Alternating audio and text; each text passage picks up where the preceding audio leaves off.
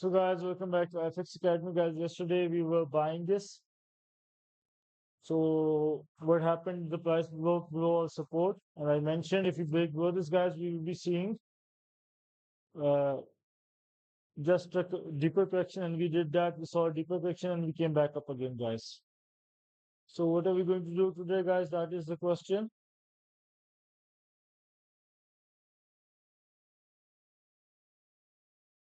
And the answer is, guys, we were in a bearish trend. Okay,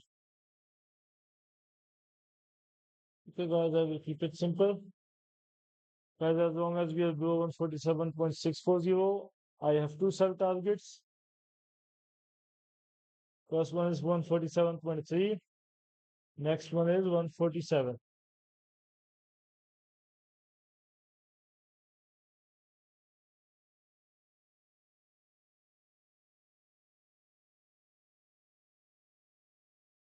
Okay, guys, and if you break above this, we will be seeing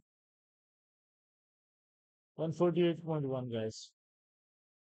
So, guys, all I ask is you like and subscribe. I ask nothing else of you guys.